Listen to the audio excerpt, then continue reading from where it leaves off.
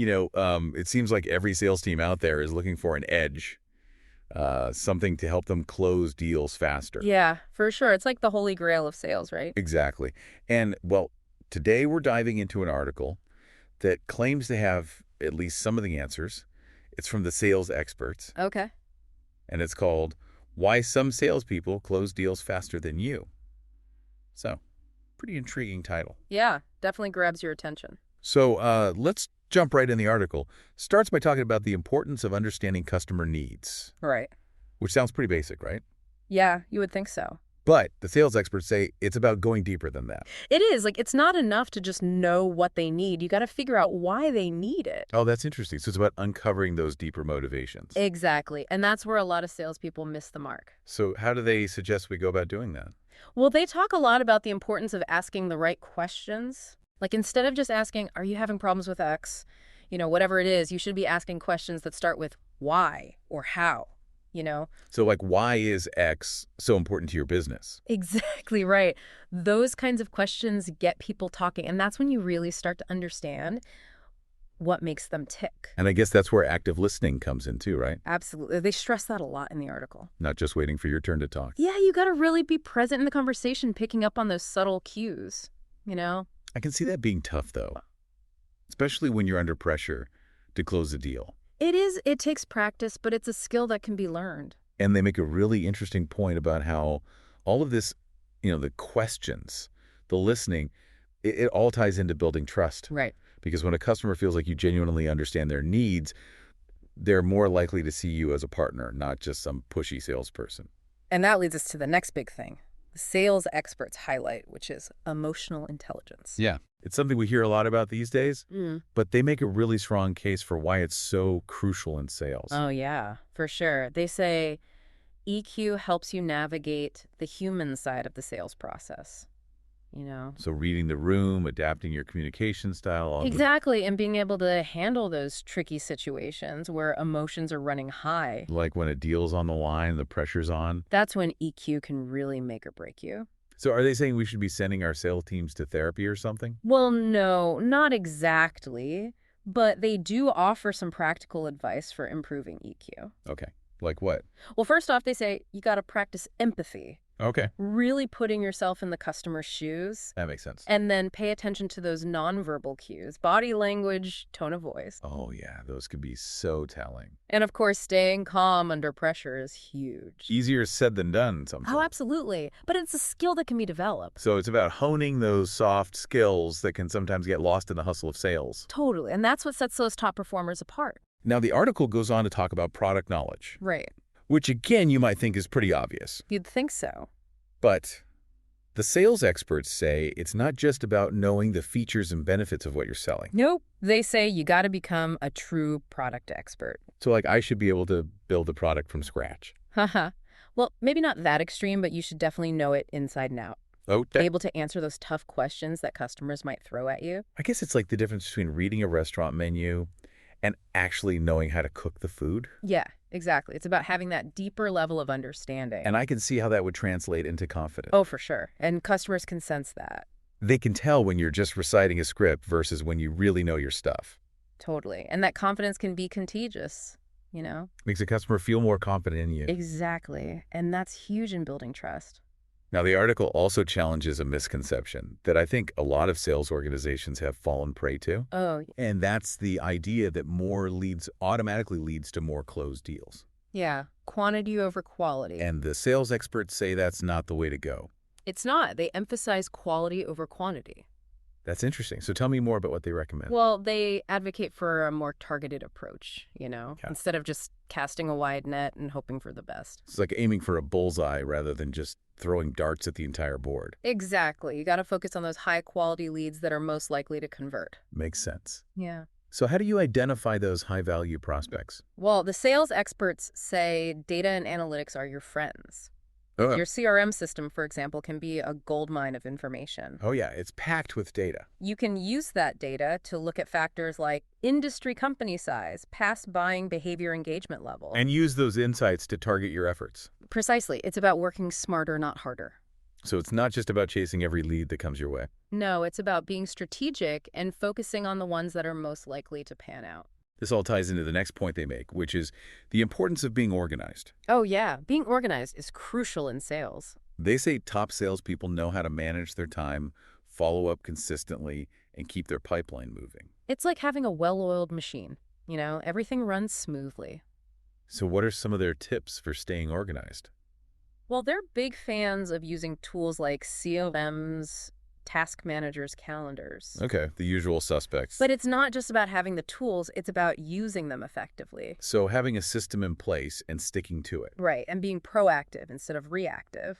So instead of just letting your inbox dictate your day, you're actually planning your time strategically. Exactly. They even recommend blocking time on your calendar for specific tasks like prospecting follow-ups, proposal writing. I can already hear some of our listeners groaning about having to schedule time for email. Uh-huh. Yeah, it might seem a little rigid at first. But I can see how it could actually create a sense of control. It does, and it can help you be more productive.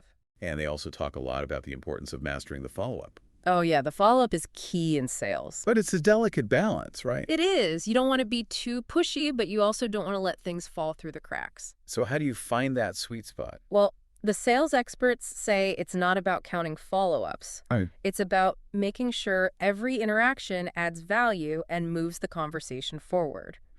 So instead of just saying, I'll follow up with you next week. Right. You should be more specific, like, I'll send you that proposal by Tuesday, and then we can schedule a call to discuss it on Thursday.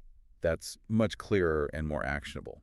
Exactly. And it shows that you're committed and organized. They also encourage salespeople to get creative with their follow-ups. Yeah, like instead of just sending a generic email. You could share a relevant article or case study, something that adds value. Right. It shows that you're genuinely invested in helping the customer.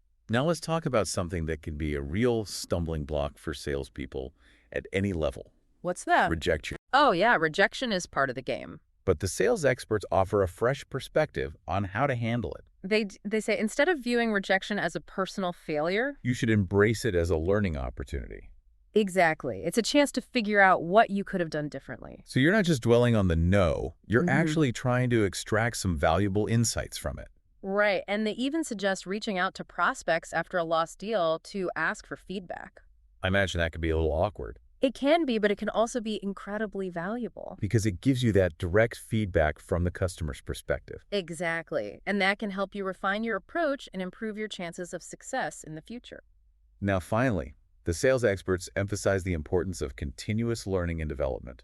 Oh, yeah. Always be learning. Especially in the world of sales where things are constantly changing. It's a fast-paced field. So they recommend investing in sales training programs, attending conferences, reading industry publications, seeking out mentors. It's about staying ahead of the curve, And constantly honing your skills. Absolutely. The best salespeople are always learning and growing. It's about having that growth mindset and recognizing that learning is a lifelong journey, not a destination. Totally. And that's what will ultimately set you apart from the competition. Well, we've covered a lot of ground today exploring the sales experts' insights on how to close deals faster. We have. It's been a great discussion.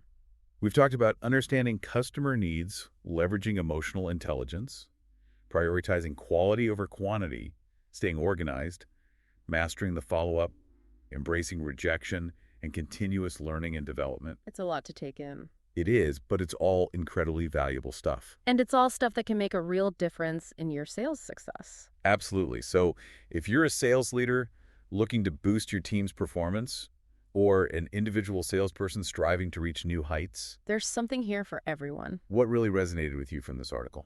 For me, it was the emphasis on emotional intelligence. It's something that's often overlooked, but it can make such a difference in building rapport, navigating difficult conversations, and ultimately closing deals faster. Yeah, it's a game changer for sure. And for me, it was the reminder that sales success is a journey, not a destination. Oh, I like that. It's about continuous learning, embracing challenges, and always striving to improve. Couldn't agree more. And don't forget to check out the sales experts for more valuable insights and resources. Yeah, they have tons of great stuff on their website. Thanks for joining us on this deep dive into the world of sales success. Until next time, happy selling. See, yeah. It's about prioritizing those high-quality leads and really making sure you're focusing your energy where it matters most. Right, so it's about working smarter, not harder. Exactly. And the sales experts have some great advice on how to actually do that. Like what specifically? Well, they talk a lot about the importance of thorough lead qualification. Okay, so making sure you're not wasting time on prospects who aren't a good fit. Right. You got to make sure they have the budget, the authority, and the need. The band criteria. Exactly. And they also suggest using data to your advantage. Oh, yeah, leveraging those insights from your CRM. Your CRM can be a goldmine of information if you know how to use it. So it's about looking beyond just the basic contact info. Right. You got to dig deeper, look at things like industry, company size, past buying behavior. And then use that data to inform your sales strategy. Exactly. It's about being strategic and targeted in your approach. This all ties into the next point the article makes, which is the importance of being organized. Oh, yeah. Organization is key in sales. They argue that top salespeople are masters of time management. They have to be. They're juggling so many things at once. So what are some of their tips for staying organized? Well, first off, they say you got to have a system in place. Okay, a system for what? For everything. For managing your leads, your contacts, your follow-ups. So it's about having a clear process and sticking to it. Right. And they recommend using tools like CRMs, task managers, calendars. The usual suspects. But again, it's not just about having the tools. It's about using them effectively. So having a system and using it consistently. Exactly. And they also talk a lot about the importance of blocking time on your calendar. Blocking time for what? For specific tasks like prospecting, follow-ups, proposal writing. So instead of just letting your day be dictated by whatever comes up. You're actually taking control of your schedule. That makes a lot of sense, but I can already hear some of our listeners pushing back on that. Oh, yeah. I know some people are really resistant to scheduling. But I think it can be really helpful, especially in a fast-paced environment like sales. It helps you stay focused and avoid getting bogged down in the minutia. And speaking of staying on top of things, Ah. the article also stresses the importance of mastering the follow-up. Oh, yeah, the follow-up is crucial in sales. But it's a delicate dance, right? It is. You don't want to be too aggressive, but you also don't want to let things slip through the cracks. So how do you find that sweet spot? Well, the sales experts say it's about adding value with every interaction. Okay, so each follow-up should be meaningful. Exactly. It should move the conversation forward in some way. So instead of just checking in, Right. You could share a relevant article or a case study. something that shows you're thinking about the customer's needs. Exactly. And they also recommend always ending meetings with a clear next step. So instead of just saying, I'll follow up with you, You should be more specific, like, I'll send you that proposal by Tuesday, and then we can schedule a call to discuss it on Thursday. that's much more actionable. It is, and it shows that you're organized and professional. Now let's talk about something that could be a real challenge for salespeople at any level. Was that?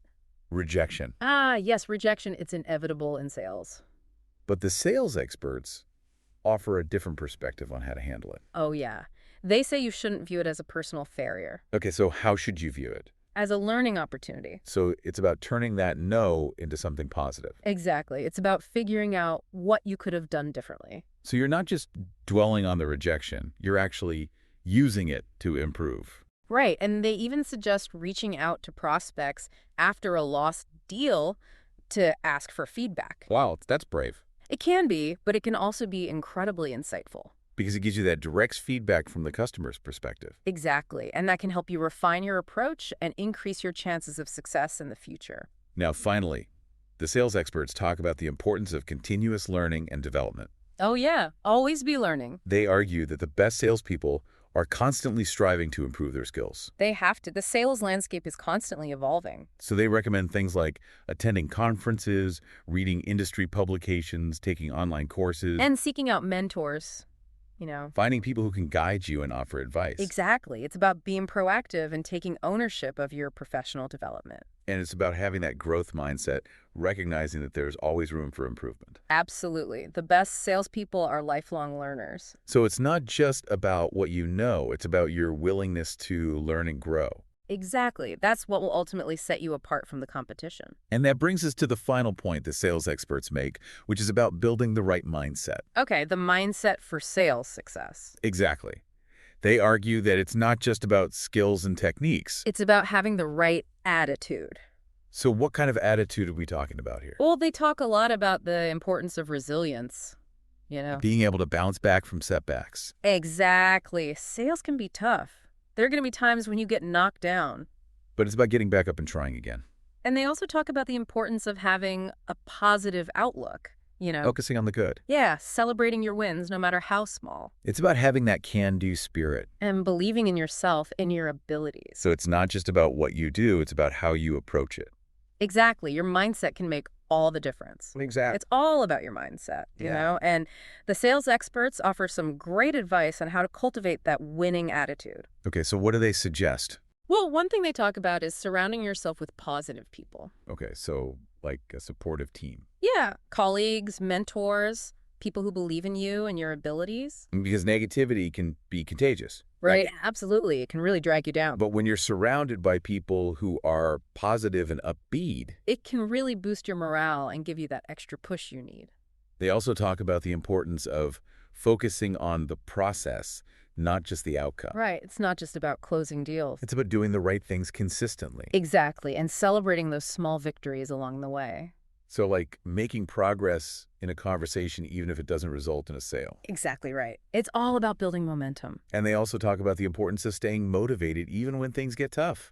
Oh yeah, sales can be a roller coaster ride. There are going to be ups and downs. But it's about staying focused on your goals and believing in yourself. So it's about having that inner drive that keeps you going. Exactly. And the sales experts offer some great tips for staying motivated. Well, one thing they suggest is setting realistic goals. Okay. Don't set yourself up for failure by aiming too high too soon. Start small and build from there. Right. And then they also talk about the importance of tracking your progress. So you can see how far you've come. Exactly. And that can be really motivating, you know? It's like a visual reminder of your success. And they also suggest finding a way to make sales fun, you know? Okay, so gamifying it. Yeah, exactly. If you're not enjoying what you're doing, it's going to be hard to stay motivated. So it's about finding ways to inject some fun and excitement into the process Totally. And that's something that sales leaders can really help with. by creating a positive and supportive work environment. Exactly, where people feel valued and appreciated. Well, we've covered a lot of ground today exploring the sales experts' insights on how to close deals faster. We have. It's been a really insightful discussion. We've talked about understanding customer needs, leveraging emotional intelligence, prioritizing quality over quantity, staying organized, mastering the follow-up, embracing rejection, continuous learning and development, and building the right mindset. Phew, that's a lot. It is, but it's all incredibly valuable stuff. It really is, and it's all stuff that can make a real difference in your sales success. So if you're a sales leader looking to boost your team's performance, or an individual salesperson striving to reach new heights, Take these insights to heart. and remember, sales success is a journey, not a destination, It's about continuous improvement. and always striving to be the best you can be. Couldn't have said it better myself. Thanks for joining us on this deep dive into the world of sales success. It's been a pleasure. Until next time, happy selling.